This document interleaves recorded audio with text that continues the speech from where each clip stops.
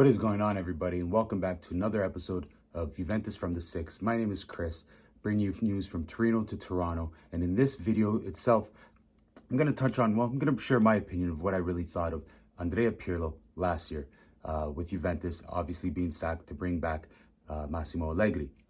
But before we jump into that, don't forget to like and subscribe to the channel and see all my content, and don't forget that hit that notification button so you get notified every time I release a video. I'm not going to make this a long, drawn-out video of what I think went wrong with Juventus and Pirlo, or, if Allegri is the answer to Juve's problems. A few years back when Juventus sacked Allegri, personally, I did think it was a good move for Juve. Allegri brought Juve to where they had to go underneath a coach like Massimo Allegri. Two Champions League finals, multiple Scudetto wins. I mean, the next step from there was winning the actual Champions League. Having a player like Ronaldo, your next step is bring in a world-class coach. Is Allegri that world-class coach that they should have kept? I don't think so. Was Sarri that world-class coach that they should have brought in? Definitely not. Sarri would have probably been more of a coach that would have helped Juventus regain their identity, which is then he's kind of like a Conte style, that he builds that winning mentality, that winning team, and then bring the next coach that comes in brings Juventus to that team to the next level. At least that's my opinion about Maurizio Sarri. But Pirlo, was he the best coach for that job right after Maurizio Sarri?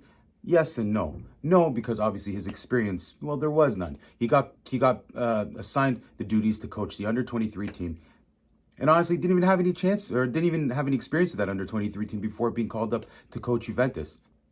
But was he the right man for the job? I mean, financial analysis says yes.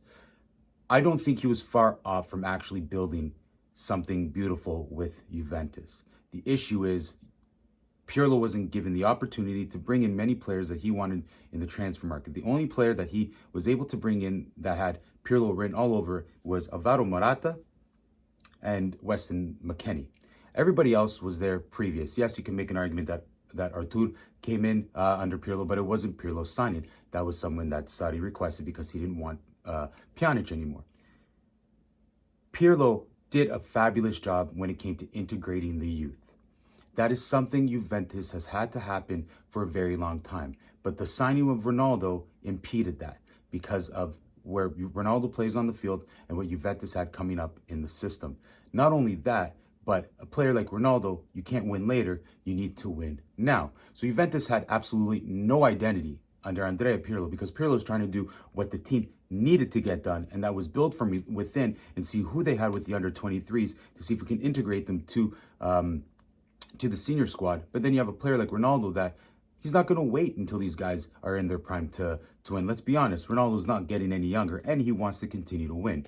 Do I really blame Pirlo for what happened last year? Absolutely not. He wasn't really given a chance. And on top of that, he wasn't even given the opportunity to coach a team that had Dybala play. Dybala was injured, went through COVID, multiple different things that poor kid had to go through and endure last year. Didn't give Pirlo the opportunity to see what an attack would be like under his tutelage with Dybala and Ronaldo, and obviously Chiesa.